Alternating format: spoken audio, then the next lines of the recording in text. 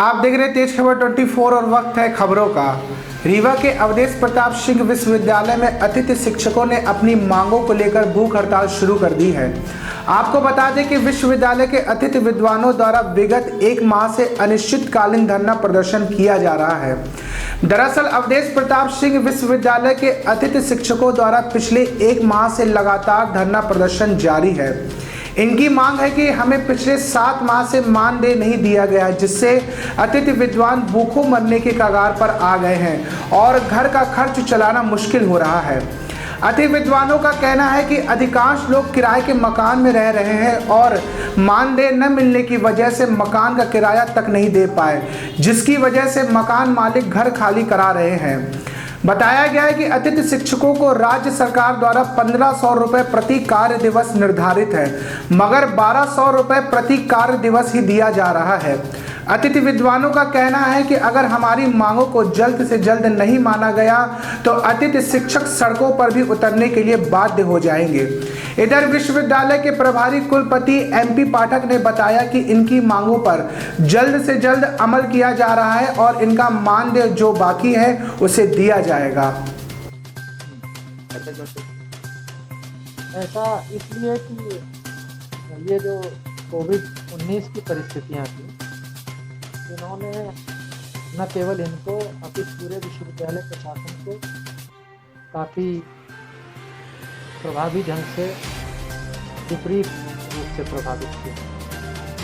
और उसका कारण ये था कि हमारा सत्र जो पिछले साल 19-20 शुरू हुआ था, उसमें सब कुछ अच्छा चल रहा था। कोविड के कारण लॉकडाउन हुआ, लॉकडाउन के कारण हमारी कक्षा और अध्यापन की जो मेथड थे वो चेंज हुई।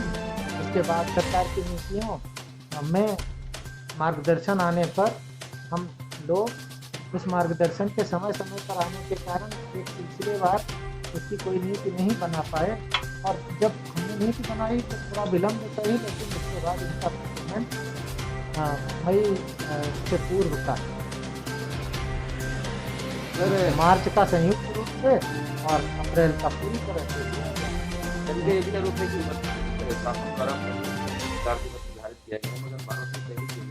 वो हमारी इनकी जो सेवा करते हैं इनके नियुक्ति पत्र में उसके अनुरूप जो राशि थी कार्य परिषद ने उसी राशि का निर्णय लिया। इसलिए कार्य परिषद का निर्णय सिरोधार्य करते हुए हमने शासन के लिए नहीं अतिथि विश्वविद्यालय की बनाई हुई पूर्व की इनकी सेवा करने के आधार पर सर कोरोना काल 7 माह के दौरान कभी मानदेय ये जो मानदेय मांग रहे हैं उस पर कार्य परिषद ने अपने प्रथम निर्णय में उस मानदेय को स्वीकार करते हुए एक निर्णय लिया था, किंतु उस निर्णय के 1-2 बिंदुओं को लेकर कतिपय आपत्तियाँ और आक्षेप वित्त विभाग की आई, जिन पर पुनर्विचार की आवश्यकता प्रतीत हो रही है। तो हम लोगों ने अभी पूर्व बैठक में उसको निर्णित करने की कोशिश की, लेकिन आपातित बैठक में क्या मांगे आपकी?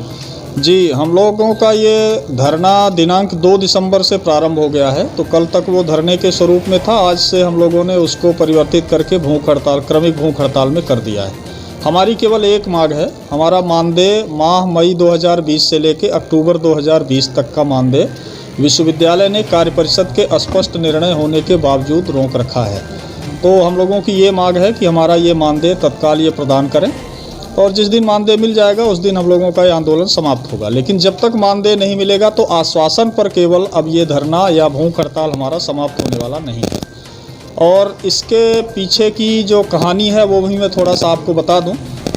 दिनांक 21 अक्टूबर 2020 को हमारी विश्वविद्यालय की जो सर्वोच्च बॉडी है कार्य परिषद, उसने निर्णय लिया कि सभी अतिथि विद्वानों को 1200 रुपये प्रतिदिन और 25,000 रुपये अधिकतम प्रति माह की दर से माह मई से अक्टूबर तक का मानदेय प्रदान किया जाए। उससे संबंधित आदेश भी विश्वविद्यालय द्वारा 29/10/2020 को प्रसारित कर दिया गया। लेकिन उसके बाद हम लोगों को ये बताया गया कि हमारे जो वित्त नियंत्रक है विश्वविद्यालय के, वो अवकाश पर चले गए हैं, मेडिकल अवकाश पर हैं, उनका स्वास्थ्य खराब है, इसलिए उनको आने दीजिए, उनके आने के बाद हम आप लोगों के मानदेय का भुगतान कर देंगे। तो दीपावली के बाद वो 7 दिसंबर को अवकाश से वापस आते हैं, और 8 दिसंबर को ही वो जो नस्ती हम लोगों की नोट शीट चल रही थी उसमें लगभग 3 पेज की आपत्ति वो लिखते हैं कि ये विश्वविद्यालय की जो कार्य परिषद है इसको अतिथि विद्वानों का मानदेय प्रदान करने का कोई अधिकार ही नहीं है। मतलब एक प्रकार से उन्होंने विश्वविद्यालय की सर्वोच्च बॉडी को चैलेंज किया है, और इस सर्वोच्च बॉडी को चैलेंज करने का अर्थ है कि ये विश्वविद्यालय प्रशासन के लिए बहुत ही शर्मनाक स्थिति है कि एक वित्त नियंत्रक, और जबकि शासन प्रशासन की जानकारी के लिए मैं ये भी बता दूं कि जो कार्य परिषद होती है उसमें मध्य प्रदेश शासन की तरफ से वित्त का एक आदमी नामित किया जाता है, और इस कार्य परिषद में जॉइंट डायरेक्टर फाइनेंस जो रीवा के हैं वो उस कार्य परिषद की बैठक में मौजूद थे। उनके द्वारा उस निर्णय में किसी प्रकार की कोई आपत्ति नहीं ली गई थी। इसलिए ये जो वित्त नियंत्रक की आपत्ति है वो निरर्थक है, निराधार है और केवल हम लोगों को परेशान करने के लिए है। इसके बाद वो 9 तारीख को विश्वविद्यालय आते हैं। हम लोगों ने उनसे अनुरोध किया कि सर क्या समस्या है, बैठ करके बात कर लीजिए और ये जो हमारी मांगें हैं इनका निराकरण कर दीजिए। तो उनके द्वारा हमारी जो महिला शिक्षिकाएं हैं उनके साथ अभद्र व्यवहार किया गया, अमर्यादित टिप्पणी की गई, अशोभनीय शब्दों का प्रयोग किया गया और ऐसे शब्दों का प्रयोग किया गया जो मैं यहाँ मीडिया के सामने बोल भी नहीं सकता हूँ। उसकी भी शिकायत उसी दिन 9 तारीख को ही विश्वविद्यालय के कुल सचिव को लिखित रूप में दी गई, लेकिन आज तक उस संबंध में कुल सचिव द्वारा किसी प्रकार की कार्रवाई नहीं की गई। और उनके द्वारा एक झूठा पत्र दिया गया वित्त नियंत्रक के द्वारा कि हमारे साथ शासकीय कार्य में बाधा इन लोगों ने पहुंचाई है, जब वो किसी शासकीय कार्य में थे ही नहीं तो किस शासकीय कार्य में बाधा हुई ये समझ से परे है। लेकिन उस पत्र को कुल सचिव द्वारा तुरंत विश्वविद्यालय थाने को फॉरवर्ड किया गया और महिला शिक्षिकाओं के साथ जो अभद्रता हुई थी उस पत्र को दबा कर रखा गया।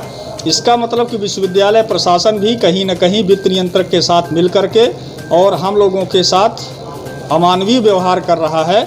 इन सारी बातों से क्षुब्ध होकर के हम लोग धरने पर बैठे थे, और अब ऐसा लगता है कि केवल धरने से काम नहीं चलेगा, तो हम लोग अभी क्रमिक भूख हड़ताल पर हैं और अगले सप्ताह तक, इस सप्ताह तक अगर हमारी मांग नहीं पूरी होती तो अगले सप्ताह से हम लोग आमरण अनशन पर बैठ जाएंगे।